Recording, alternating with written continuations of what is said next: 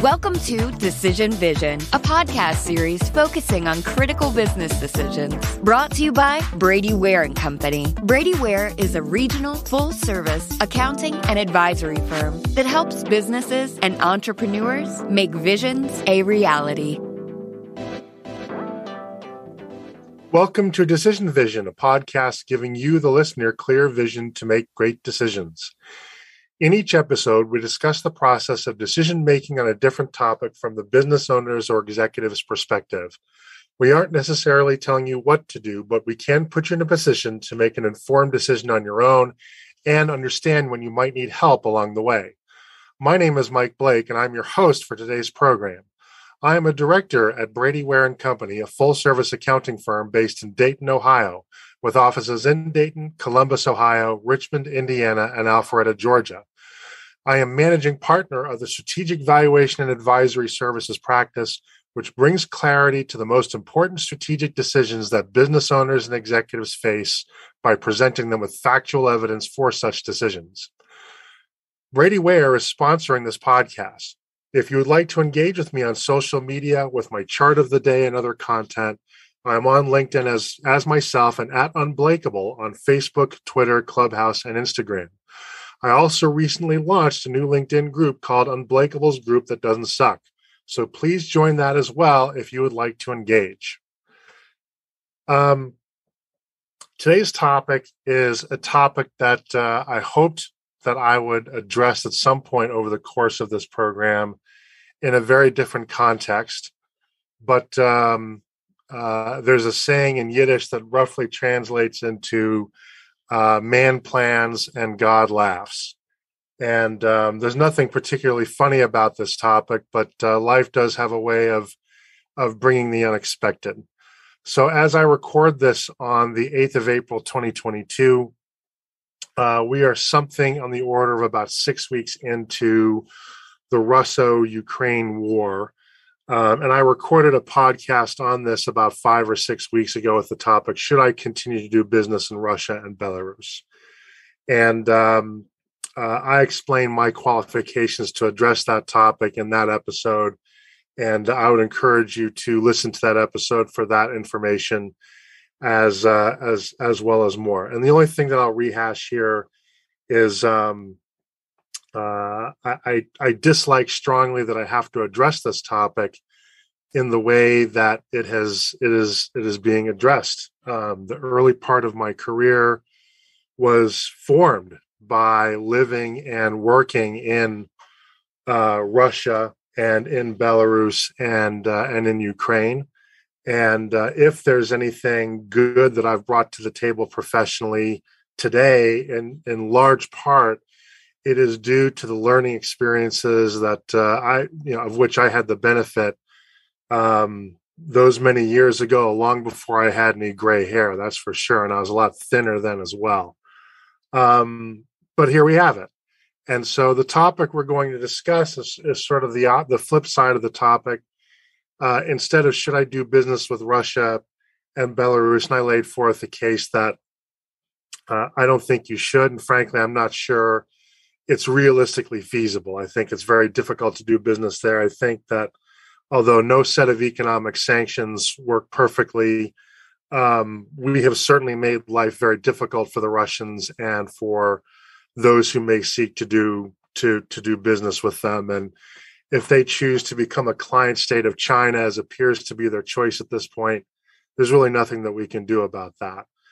But one thing we can do, and I guess I'm pleased to say that I'm pleased that we're doing is we are supporting Ukraine, a fascinating country with a fascinating history that for most of its history has been a people much longer than it has been an organized country, if you will. It's very paradoxical, and I won't. There are people who can discuss it much better than I can. We have professors that do that, but it's a very interesting place with a very complicated history.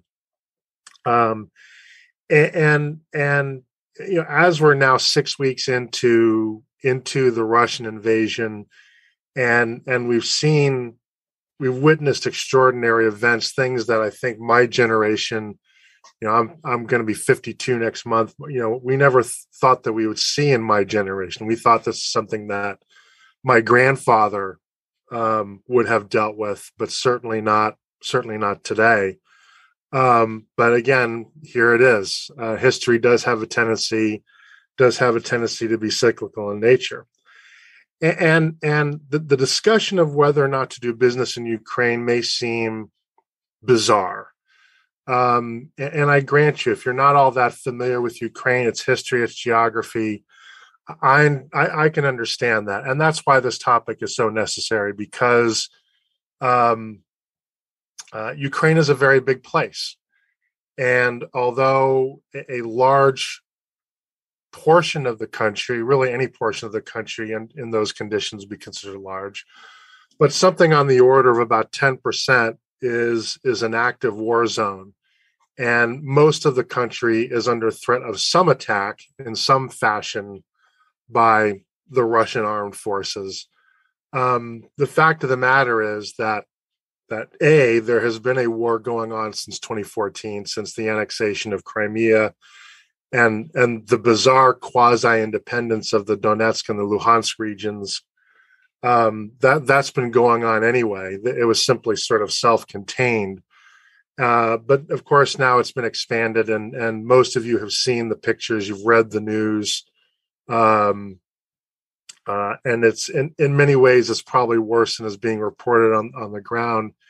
And there, but for the grace of God, go I.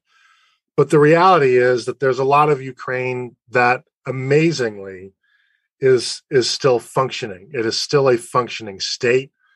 Volodymyr Zelensky, their president, who, frankly, if I'm honest about it, I had a lot of doubts when he was elected that a comedic actor would rise to the level of being able to govern such a complex country with a very complex political structure as Ukraine. And now he's being mentioned in the same words as Winston Churchill. So it really goes to show you what I know, which is probably absolutely nothing. But all of a sudden now we all know who he is. We all know his famous quote that he says he wants weapons, not a ride. And this is a country that's not going away. That's not going away silently by any stretch of the imagination. And I think I owe it to you as the listeners to help you understand what the opportunities are to do business in Ukraine, not just from a humanitarian perspective, not just from a moral and ethical imperative, although those do still exist. But the country is amazingly, with all the things that are happening to it, that they are still open for business.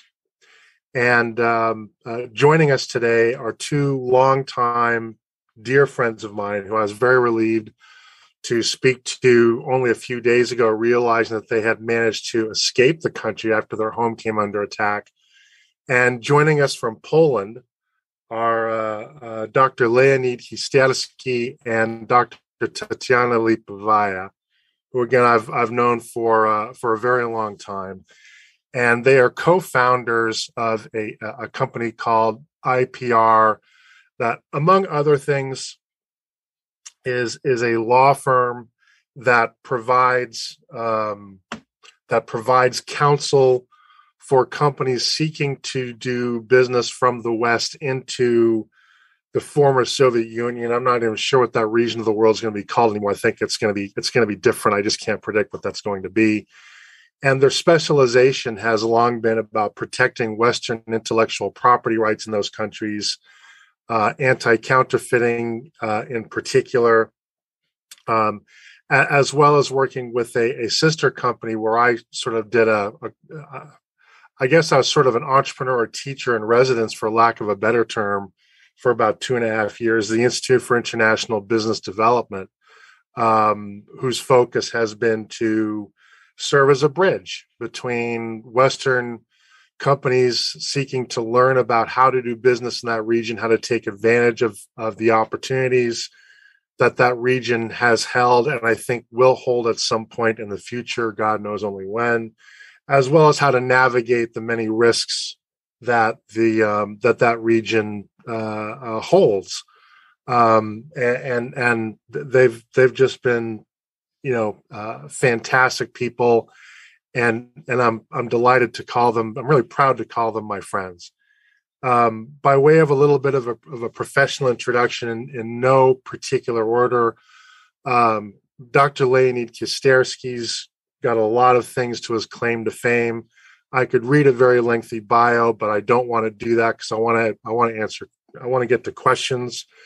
But suffice to say that he was the first Minister of Foreign Economic Relations in the first post-independent Ukrainian government of the early 1990s. He has been a visiting instructor at places such as Brown University, Stanford University, and Columbia. There are others that I'm probably forgetting. And he's been doing this for about 50 years. I couldn't believe it when I looked up his bio. He does not look like he's as old as his calendar would say. He doesn't sound like he's that old either. I look and sound older than the guy does. So, Leonid, whatever you're doing, keep doing it, because God knows it's helping you. And he was also recently the recipient of Ukraine's highest national honor in support of science and technology for the Republic of Ukraine. Dr. Tetyana Lypova is the head of licensing and trademark at IPR, where she's been advising national and international clients on trademark filing, prosecution and enforcement, domain name infringements, unfair competition assignments, licensing, and all the work that goes with that.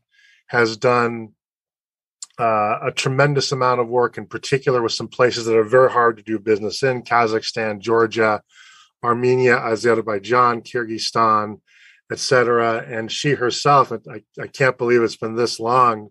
We knew each other when we were much younger, but she's accumulated over 2 decades of experience in not just the legal aspect, but also becoming a top-notch business advisor, and holds a PhD in international economics. She's a member of IandGT, as well as the Ukrainian Association of International Economics. Has graduated with economics and management degrees of the Kyiv National Economic University.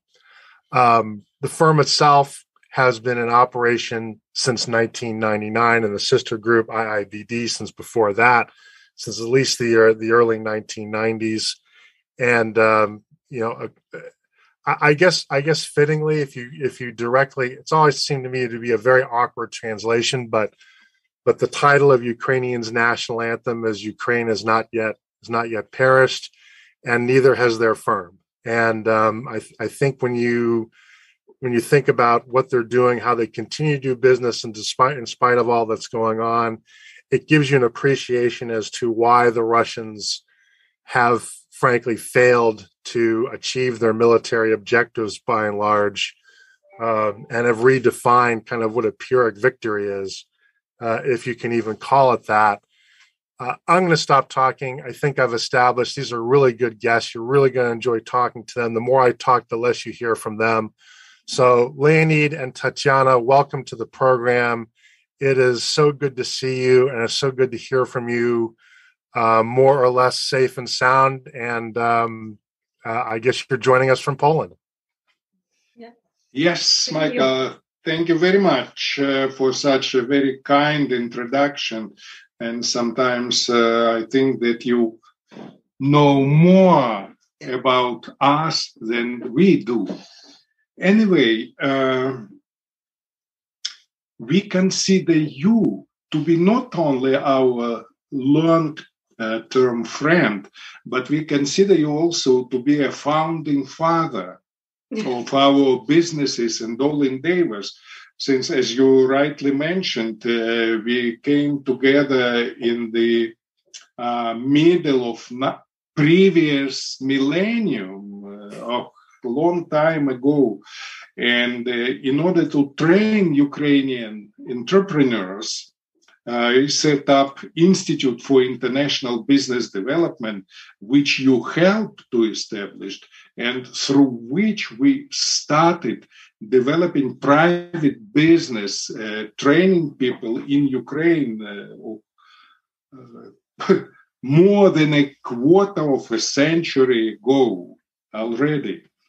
And in fact, IPR Group, it's probably a sort of a business which has been set up by the Institute for International Business Development and helped to develop even to a much more important private business now than Institute for International Business Development is.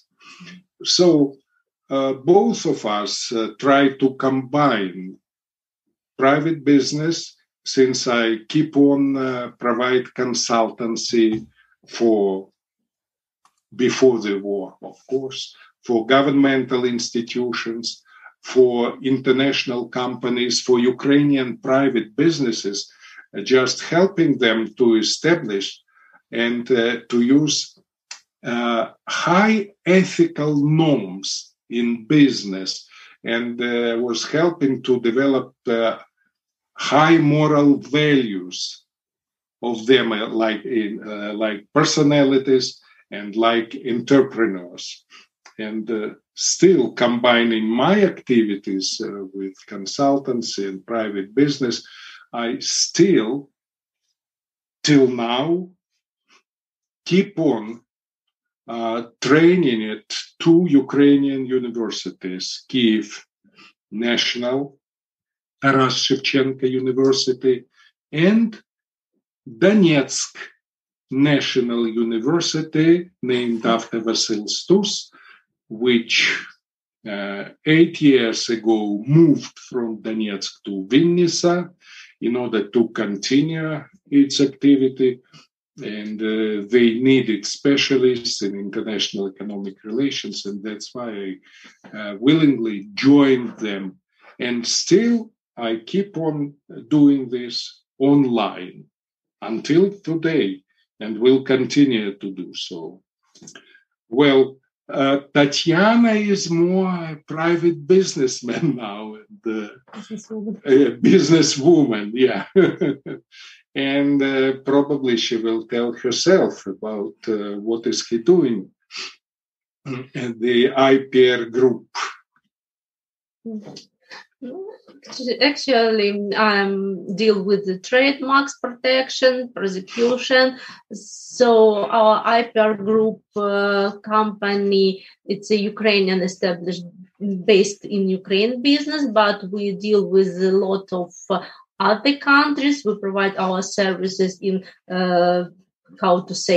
former Soviet Union countries, like Mark already mentioned, Georgia, Tajikistan, Turkmenistan, and other countries which are not accessible for foreigners because they have special laws, they have special rules which you need to know to deal with these countries, especially for business and for also intellectual property rights protection. So there are a lot of specific in these countries, and I'm really happy that I'm involved in such kind of business. I received a lot of new skills and all the time develop myself not only as a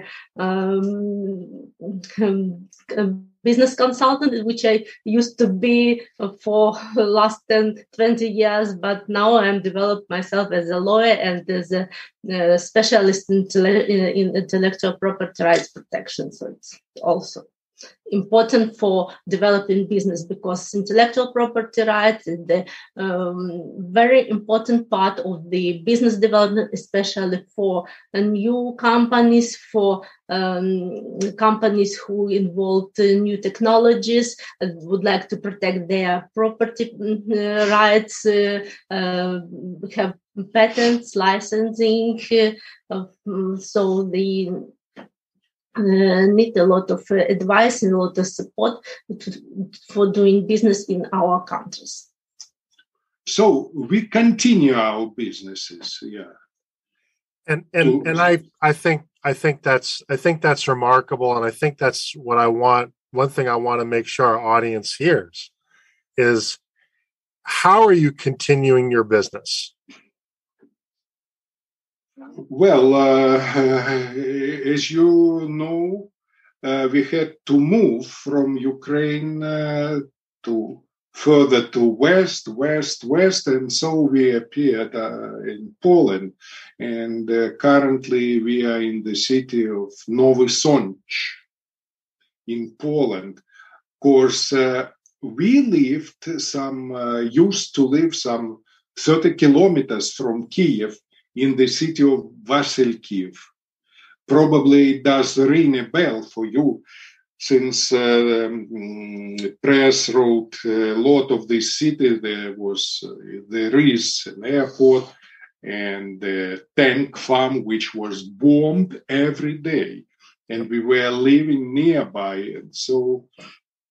And in a couple of weeks, the situation at that time became dangerous to my mind, and we read that Russian, monsters rush into houses, kill people, rape women and girls. So that's why we drove to the west in a couple of weeks after the start of the Russian invasion. So we were going west, and so Tatyana's colleague wrote us when we were in Lviv and invited to live for 3 weeks in her house while her kids were away. And so during this time, we somehow managed to tune our business, establish again contacts, and to start doing business online. And so moving in, we rented a small apartment in Nowy Sącz. Here is a famous school of business here, where I taught 25 years ago again for some time, and my colleagues helped us to rent an apartment here. So there are, of course, difficulties in doing business outside of Ukraine, but in Ukraine. But still, it is quite possible. As far as teaching is concerned, there's almost no difference. You have good internet, you have good connections, and you keep on doing it online. With Tatyana's business, it is more complicated, and now Tatyana probably will tell about it herself. Not only our businessmen, but also our government on a daily basis introduces new opportunities, first to revive businesses in Ukraine and to further develop them. As for my business, we understood that in such situation, which we all of us need to move from Kyiv to other places, some of us still stay in Ukraine, but for example, in western part of Ukraine, some of our staff and some of our staff means women who can leave Ukraine. They are moved to Poland and to other countries in the Western Europe. We understand there's a main possibility to keep our business awake. It's only the distance, the remote work. Yes, on the distance. Yeah. Yes, it's online work. Hopefully, our kind of business, because we provide the services for international companies, our business allowed us to work remotely. So our technical specialty did as much as possible to secure our business, our services, mails, our database to put them to the safe servers to support our everyday activity. We also were happy that the government of Ukraine, especially, the national body, which is responsible for intellectual property rights protection in Ukraine, allowed us to work and link to them also online. So they provided the system which allowed us to apply for and file trademarks, patents, other intellectual property requests to the office online without providing papers. You mean Ukrainian patent office? Yes, our Ukrainian patent office, which still works, still keep their activities and still provide full range of services to the clients and allowed us as a patent attorneys to conduct our activities on a very good level. In fact, Tatyana already mentioned a very good example of the Ukrainian State Patent Office, which provides all opportunities for this business to be on the surface, so to say. And private entrepreneurs, as you taught us, still used to take care of themselves.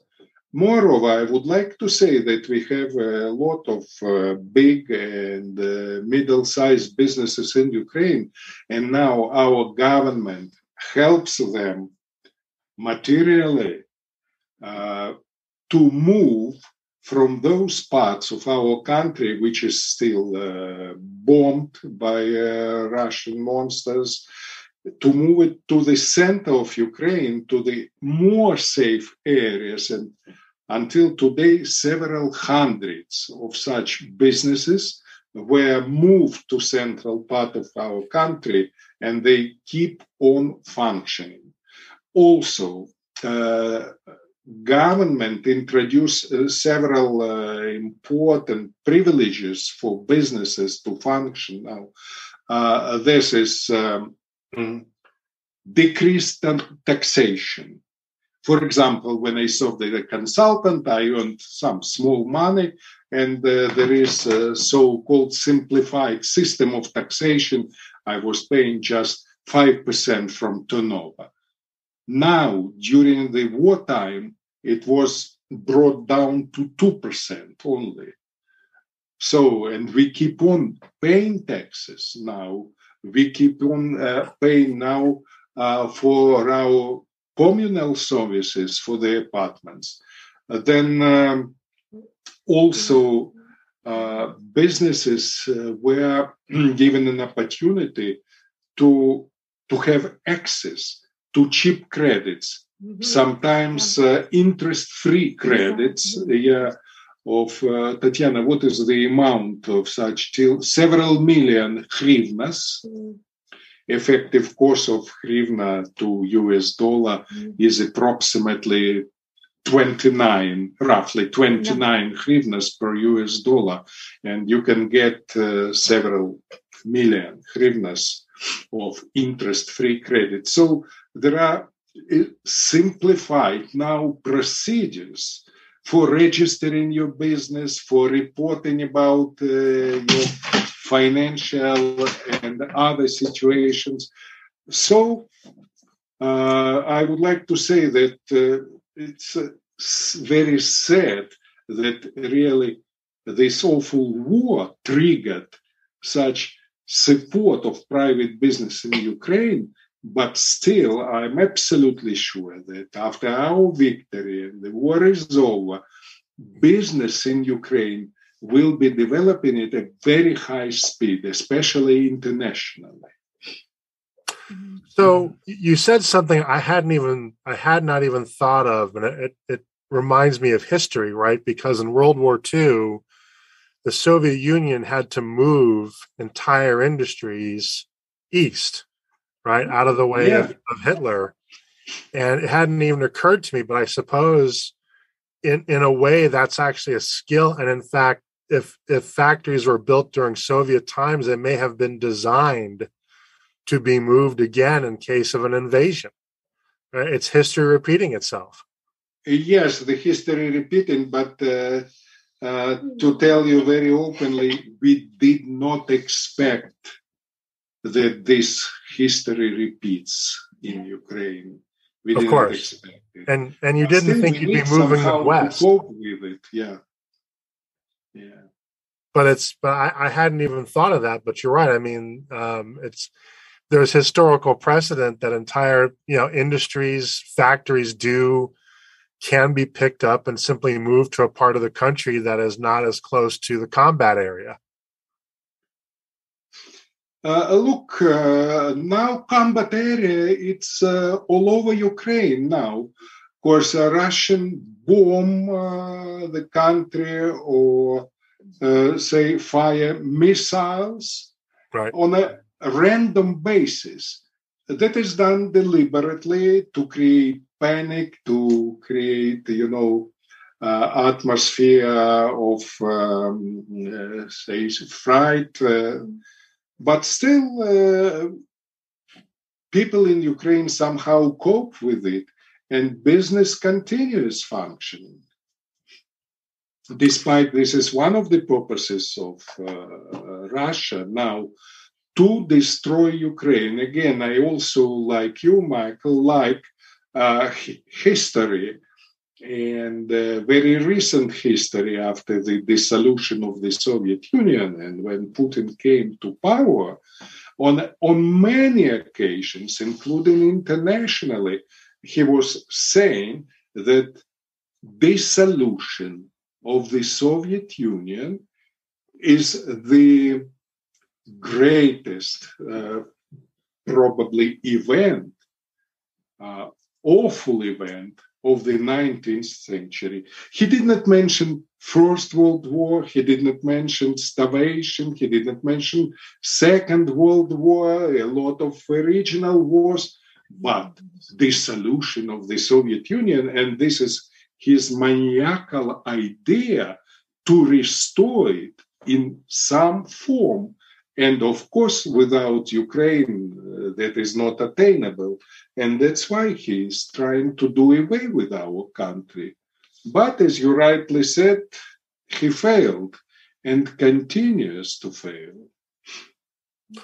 So a thought that occurred is, one of the things that already is resulting from the war, and I think will result for a generation, is that economic ties between Russia and Ukraine will be effectively cut off. It's just, it's one, forgive and forget is one thing, but I think there's decades of healing that's going to have to take place, I think, for that to occur. Belarus, the same.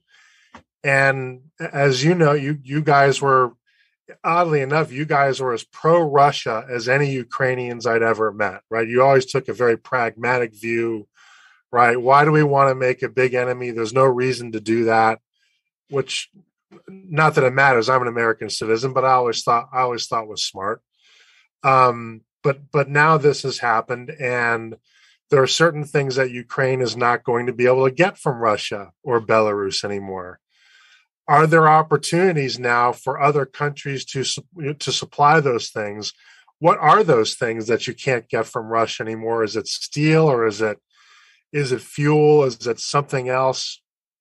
And are there opportunities for another country now to come in and fill the void that is left because the Russia trade link has been cut off?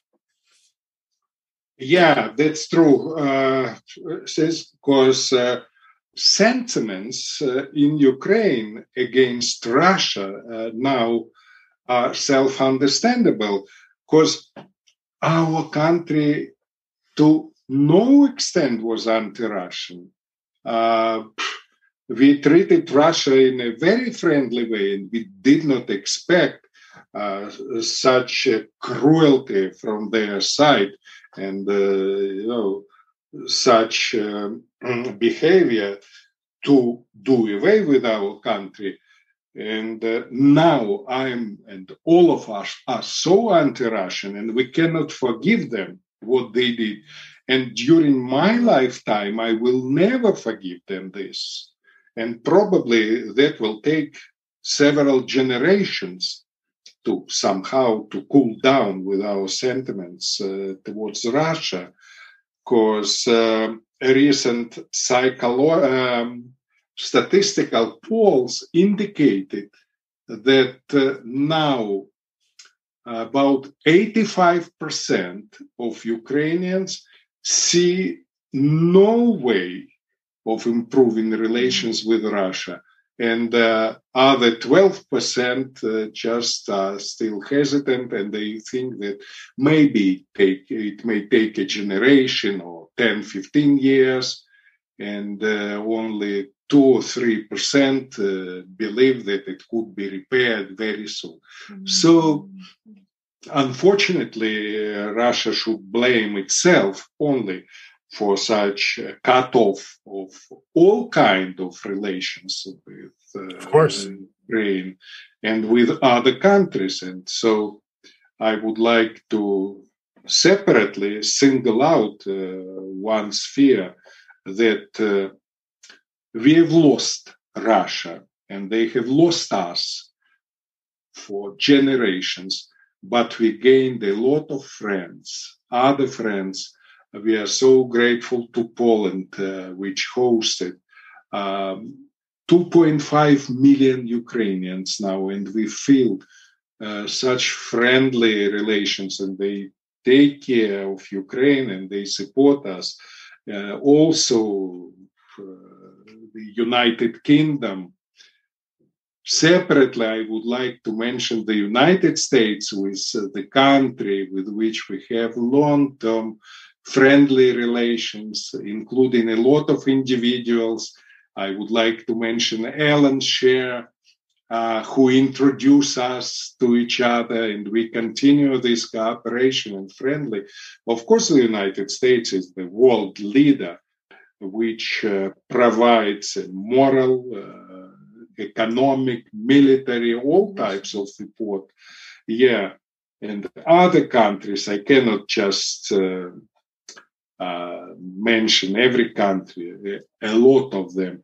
That is why we are very optimistic about the outcome of this war and about prospects of business development in Ukraine. Michael and John, you have our invitation to meet in Kyiv after the victory in this war, and you will enjoy our hospitality. I'll be on the first plane. Yeah. I'll be on the first plane. So now that trade has been cut off, you know, what did Ukraine used to import from Russia that it can't get anymore and now has to go to a different source? Yeah. First of all, oil and gas. Anything else is of meager importance. It could not be even mentioned. And so, moreover, they are deliberately bombing and destroying our tank farms. They bombed one of them I mentioned near Vasilkiv, where we used to live before the war for several years, for almost 10 years already. And so they wanted to cut off not only supplies of oil, but also to destroy available oil tanks in our country. And we started to receive gas on a reverse basis from Europe. And again, I would like to mention the very important initiative of the United States. It's to discontinue buying oil, gas, and coal from Russia, which is extremely important. But more so, United States announced, how to put it correctly, the availability of their strategic oil reserves for the international market. And, it's like a positive signal for the market. And other countries joined this initiative, and now about 30 countries, including the United States, made their strategic oil reserves available for the international market. So, due to this, our military, our drivers, and other sectors of economy started receiving petrol. Yes. Yeah, meaning petrol. Gasoline. You call it gas in the United States, but for us, gas is gas, petrol is petrol. So we started receiving it by railways, through automobile supplies in the country. Of course, we feel and felt sometimes, deficit of petrol in Ukraine, but still it is in the quantity sufficient for the country to survive now. So, energy resources, of course. Same thing with Belarus, but we were supplying electricity, surpluses of electricity for Belarus, which we do not do anymore, and we discontinued our electricity system from Russia a couple of months ago, and it took European Union only about 3 days to include Ukraine into the European system of electricity, and so it functions properly. So step by step, we are discontinuing our ties and our business links with Russia, Belarus, and other countries from former Soviet Union, and switching to Europe and to the United States. Among the countries, of course, I would like to mention Canada here in North America. Right, of course, there's a very large Ukrainian diaspora in Canada, especially in the western part of the country, which raise their voice and provide support. Yeah. So another challenge to the economy must be labor, right? 4 million people have left, 10 million people have been displaced. We don't know how many people have been killed. I'm guessing 100,000 people have probably been killed. We just can't count them yet. And pretty much almost every able-bodied man, whatever they were doing 6 weeks ago, they're now holding a gun. And many women as well, by the way. There's a lot of reports that women are also in active military service as well. Mm-hmm. And is that impacting simply the supply of labor to actually do economic things? Of course, it's an issue which is widely discussed, but there are speculations how many people were killed in Ukraine. I would like to say that especially we have heavy casualties among civil population, of course. Probably today you've heard that they bombed the railway station. I did, yep. Killing several, dozens of people and wounding more than 100. But our economy now is being restructured. And again, it's an irony that war forces us to reform at a quicker pace, introducing higher technologies which are not so labor intensive. And that is the way out of the situation. More so, as I see from IPR Group, from Tatyana's business, that ladies now do all this business. Even sometimes Tatyana invites our 18-year-old daughter, Olga, to join. So even kids, even grown up already kids, but still they do what they can to make the country not to feel deficit of a labor force. That is, high technologies, less labor important technologies, and of course our female population started to do a lot of work which they were not even thinking about before the war. So you mentioned something that surprised me positively. I think you said the hryvnia is something around 29 to the dollar. Is that correct? Yes, that is correct. 29. So it's fairly stable. 29.3 it seems to me. Like this. Yeah. 29.3. Wow. It's fixed by the National Bank. So is the banking system able to still function? It sounds like it is. Yes. Look, I would like, again, I like very much comparison and historic examples like you. And before the war, the exchange rate, hryvnia dollar, was something 27.9, about 28. Now it's 29.3. It says that our government understands the basics of the economy. If we recollect historically, Adam Smith, who wrote his famous books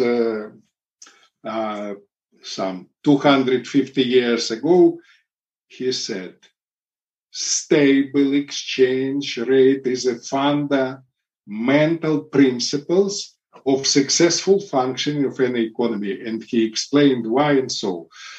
Our national bank maintains stable, despite there is higher inflation, of course, as compared before the war period, but still the exchange rate is very stable. Examples. We keep on working. We receive hryvnias on our business cards, and we can pay by those cards in Poland. Our national bank agreed with Polish banking system about the exchange rate, which is fair enough, and so we can pay by hryvnias from our business cards in Poland. Tatyana, maybe you'll tell for businesses, there are still some problems since at the beginning of the war, we have budgetary deficit, and again, a lot of countries support us on a grant basis, supporting our budget, but still our Ministry of Finance and National Bank doing a lot of useful things on their own. At the beginning of war, they stopped currency operations, which was not very useful for business, but still it helped our economy to survive and our banking system to function. And now, today it was announced that they are easing those regulations in order to allow our businesses to function internationally, to make payments and to receive payments. Yes, so that means that they're loosening capital controls? Yes. Okay. Yes, exactly, Mike. Good. Exactly, yeah. Despite there are still some limitations, but they are losing because they... major goods, for agricultural goods and for humanitarian purposes, they just drop down this easing regulations. These limits, they allowed payments in foreign currencies as well. So that is true, especially for critical sectors of our economy, like agriculture, chemistry, others. Yeah, it's a first step for future business development internationally. Yeah. So,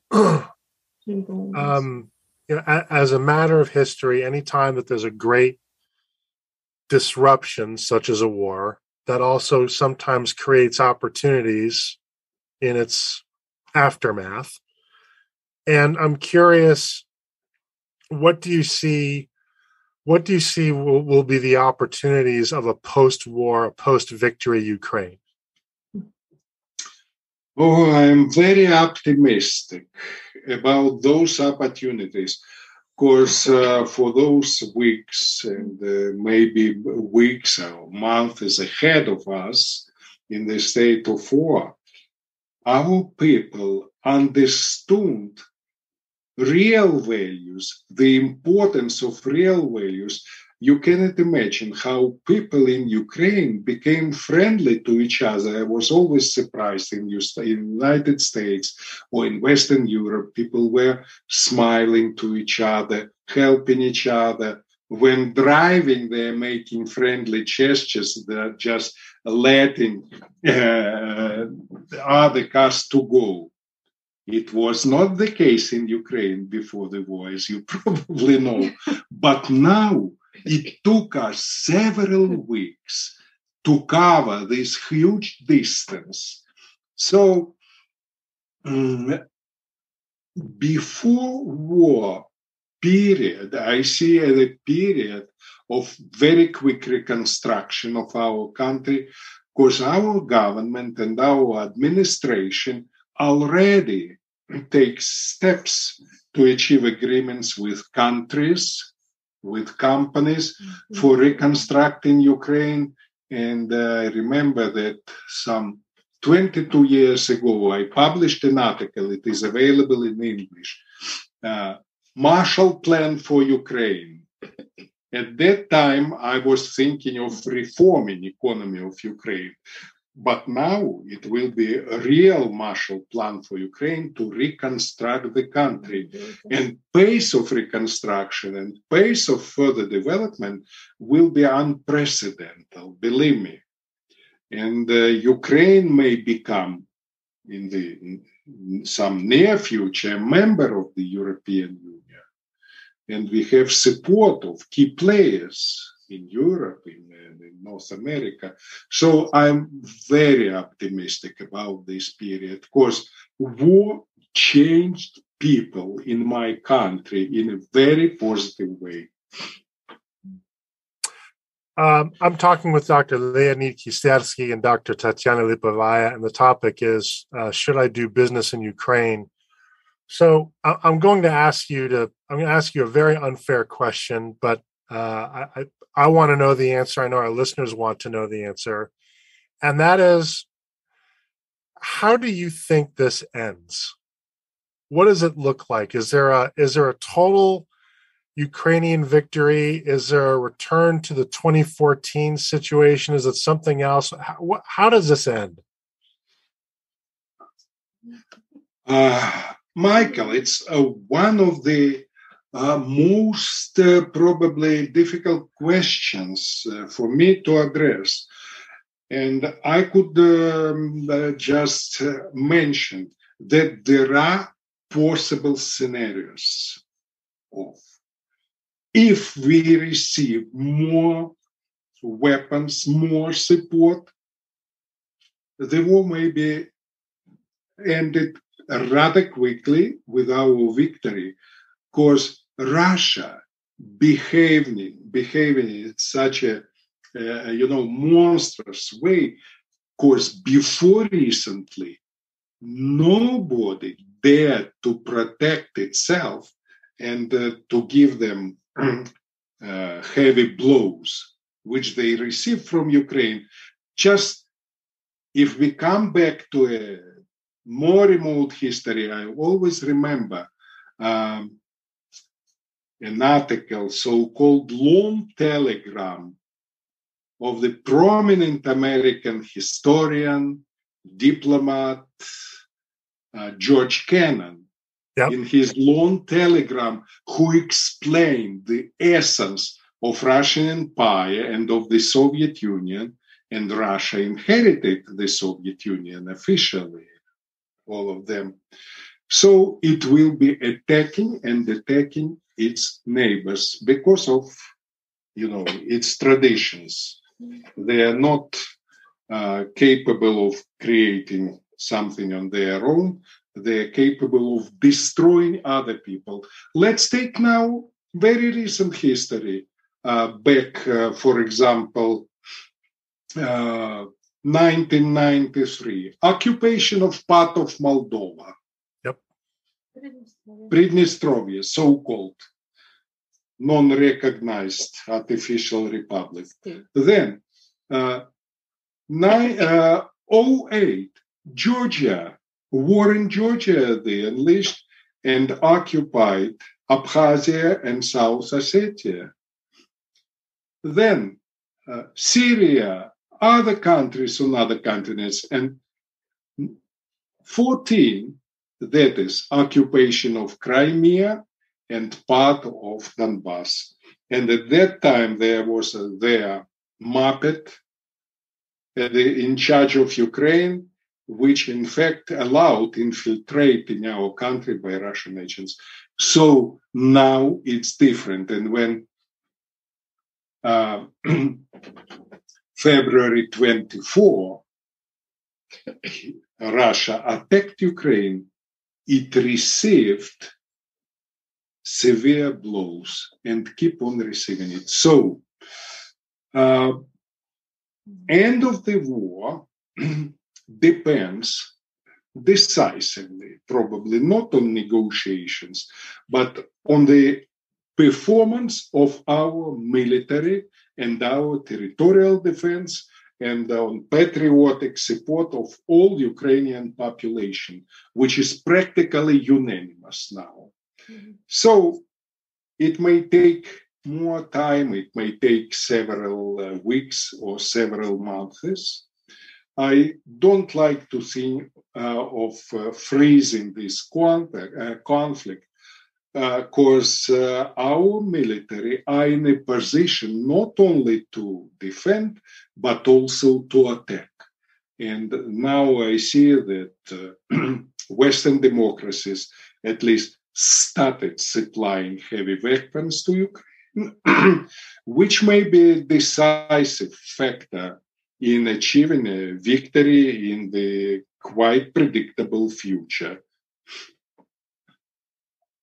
Anyway, I will inform you. I'll be the first to inform you that this is end of war, but end of war could be only a victory for Ukraine. Yeah. As our president told us. I think I think not many people would doubt you at this point. Underestimate Ukraine at your peril, I think, is probably a good way to put this, and maybe a good way to wrap this up.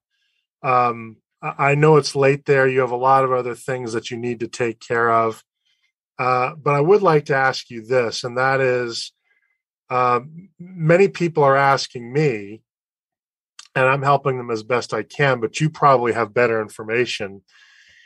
People do want to, individual citizens in the United States do want to donate money or other things to support Ukrainian refugees, to support Ukraine's struggle against Russia. Are there organizations that you recommend that you think are the most helpful, that provide the most direct assistance on the ground? Yeah.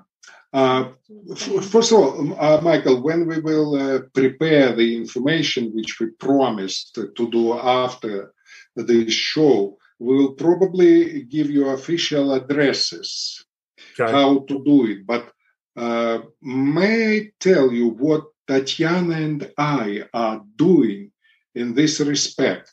We are not rich people, as you know, but at least we are well-to-do, I would like to say, some middle Ukrainian class.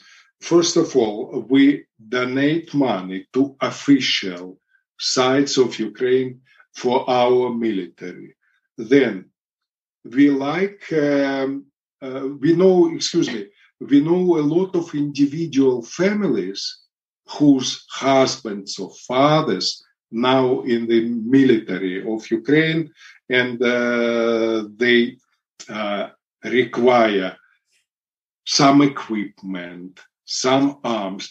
And people who know those families, we put our money together in order to buy what they require.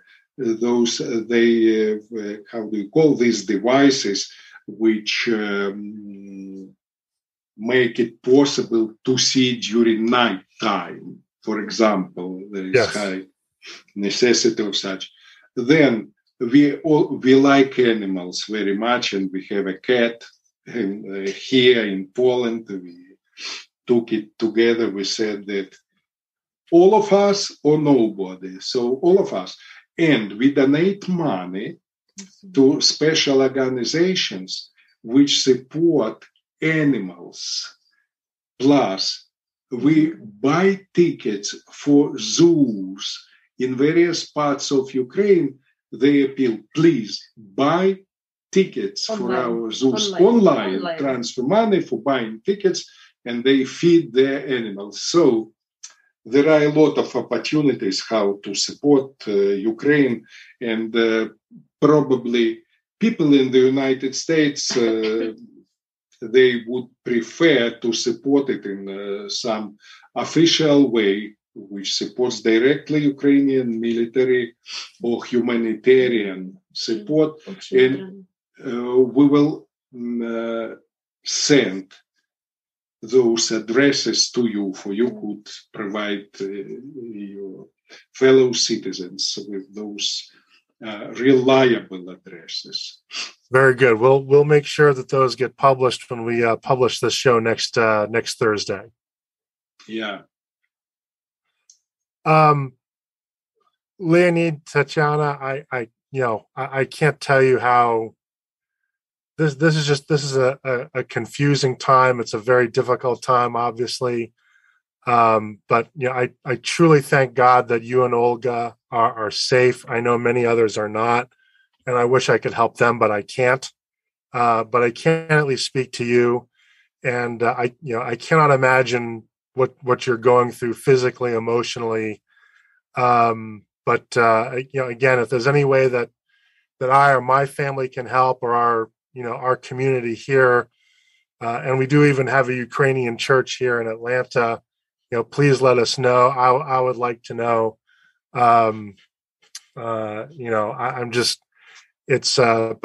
You've shared, I think, a lot of information that I don't think gets reported here, and I'm extremely grateful. Я дуже вдячен that you agreed to come on our show. Yeah, I still remember a little Ukrainian. In fact, I find it very hard to speak Russian right now. It's emotionally very difficult. But thank you very much for, again, being on the program and for being patriots. And I think you guys realize, and we realize in America, that the war for, in many cases, humanity's soul is being fought in Ukraine. We always thought that it would be in Iraq over oil for something like that, but it turns out it's in Ukraine. And we all are pulling for you, and we just thank you for your courage. We admire you for your courage and the sacrifice that you're making, and hopefully you'll achieve a swift victory and get this thing over with, and send a message that this was a bad idea from the outset. Yeah, Michael, may I say that we are very grateful to our American friends, Michael Blake and John Ray, and to all other American people who are interested in Ukraine, who support Ukraine.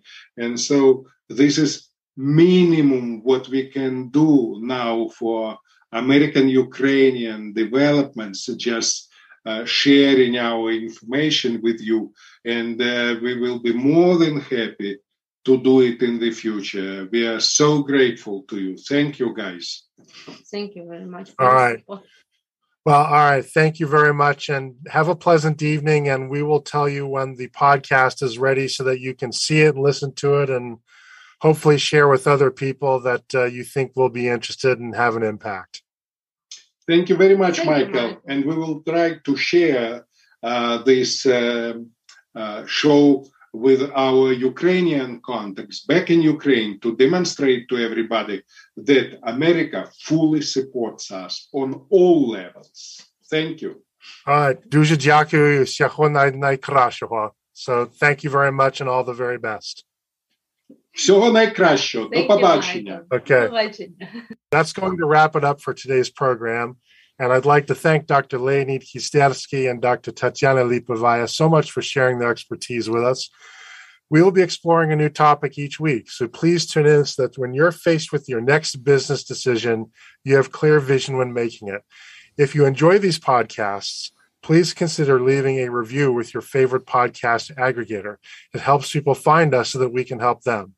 If you would like to engage with us on social media with my chart of the day and other content, I'm on LinkedIn as myself and at Unbreakable on Facebook, Twitter, Clubhouse, and Instagram. Also, check out my new LinkedIn group called Unbreakable's Group That Doesn't Suck. Once again, this is Mike Blake. Our sponsor is Brady Ware & Company, and this has been the Decision Vision Podcast.